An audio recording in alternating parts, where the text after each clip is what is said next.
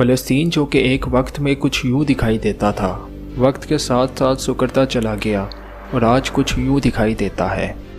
یہ سب راتوں رات نہیں ہوا، بلکہ اس کے پیچھے ایک طویل اور پیچیدہ تاریخ پنہاں ہے۔ 19ویں صدی کے آغاز تک فلسطین سلطنت عثمانیہ کا حصہ تھا، جہاں عیسائی، یہودی اور مسلمان 3 قومیں آباد تھیں۔ اسی دوران یورپ میں زائنسٹ موومنٹ کی بنیاد رکھی گئی۔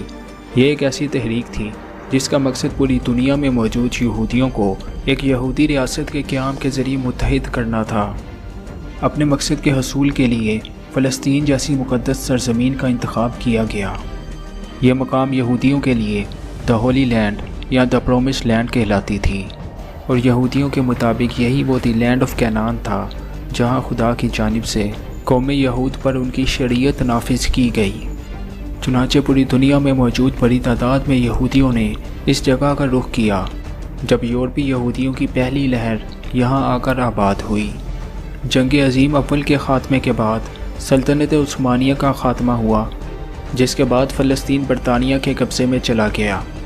یہ 1917 کا دور ہے جب برطانیہ نے یہودیوں کی علیحدہ ریاست کے قیام کی حمایت کر دی، جس کے بعد فلسطین میں یہودی نو آبادیوں میں تیزی آ گئی، جس کے سبب یہودیوں اور وہاں موجود عربوں میں تنازعات شدت اختیار کر گئے اور صورتحال جنگ تک جا پہنچی۔ ایسی صورتحال میں برطانیہ کو پیچھے ہٹنا پڑا اور یونائٹڈ نیشنز نے فلسطین کا کنٹرول سنبھال لیا۔ یونائٹڈ نیشنز نے فلسطین کو 2 علیحدہ ریاستوں یعنی عرب فلسطین اور یہودی اسرائیل میں تقسیم کرنے کے منصوبے کی منظوری دے دی۔ یروشلم، جو کہ یہودیوں، عیسائیوں اور مسلمانوں کے لیے مقدس تھا، کو UN کے زیر انتظام ایک آزاد بین الاقوامی علاقے کا درجہ دے دیا گیا۔ یہودیوں کی جانب سے UN کے اس پارٹیشن پلان کو تسلیم کر لیا گیا۔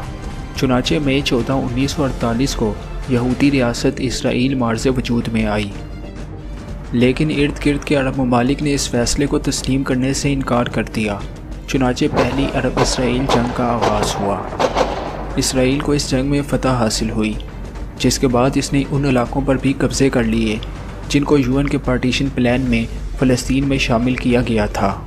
فلسطین 3 حصوں میں تقسیم ہو گیا، ویسٹ بینک اور مشرقی یروشلم پر اردن، جبکہ غزہ پر مصر کا قبضہ ہو گیا، جبکہ فلسطین کے 78% علاقے، جس میں مغربی یروشلم بھی شامل ہے، پر اسرائیل قابض ہو گیا۔ نتیجتاً 7 لاکھ فلسطینی بے گھر ہو گئے۔ اس دن کو النکبہ یعنی تباہی کے نام سے یاد کیا جاتا ہے۔ 1967 میں ایک بار پھر عرب طاقتیں اور اسرائیل آمنے سامنے آئے۔ اس جنگ کو 6 ڈے وار کہا جاتا ہے۔ اس جنگ میں اسرائیل کو زبردست فتح حاصل ہوئی۔ اس جنگ کے بعد فلسطین کا نقشہ کچھ یوں دکھائی دیتا تھا۔ اب پورے فلسطین پر اسرائیل کا قبضہ ہو چکا تھا۔ حالات کچھ معمول پر آنا شروع ہوئے، مگر پھر بڑی تعداد میں یہودی ویسٹ بینک اور غزہ منتقل اور آباد ہونا شروع ہو گئے، جس کے جواب میں فلسطینیوں کی جانب سے شدید جد و جہد سامنے آئی۔ اسی اثناء میں ایک مسلح تنظیم پیپلز لبریشن آرگنائزیشن PLO کا قیام عمل میں آیا، جس کا مقصد کسی بھی ممکنہ ذرائع سے فلسطین کو اسرائیل کے قبضے سے آزاد کروانا تھا۔ جنگ کئی سال تک جاری رہی۔ بالآخر PLO نے اسرائیل کے ساتھ علاقے کو تقسیم کرنے کا معاہدہ کر لیا، مگر بات پھر یہیں ختم نہیں ہوئی۔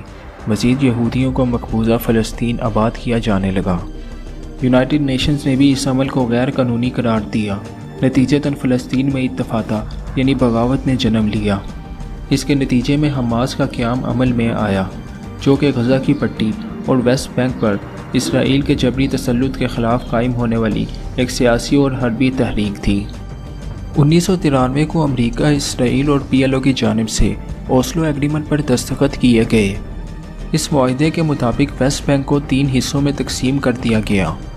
ایریا A کو مکمل فلسطینی قبضے میں دیا گیا، ایریا B کو مشترکہ فلسطینی اور اسرائیلی قبضے میں دیا گیا، جبکہ ایریا C کو مکمل طور پر اسرائیلی قبضے میں دے دیا گیا۔ یہاں ایک مسئلہ تھا۔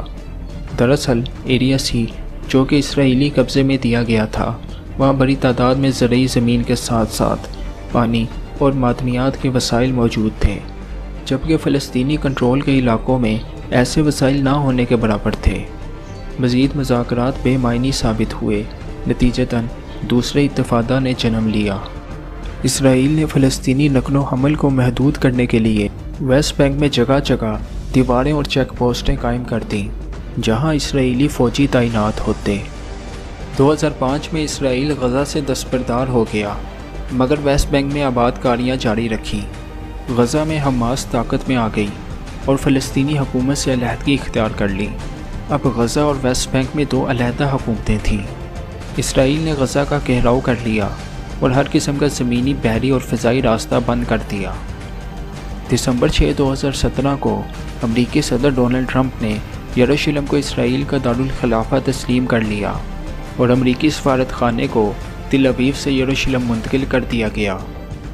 یہ حرکت یونائٹڈ نیشنز کے معاہدے کی صریحاً خلاف ورزی تھی۔ اب 2020 میں اسرائیل اور فلسطین کی صورتحال کچھ یوں نقشہ پیش کرتی ہے۔ دوستو، ویڈیو کو لائک اور شیئر کیجیے، ساتھ ہی ساتھ ہمارے چینل کو سبسکرائب کرنا مت بھولیے۔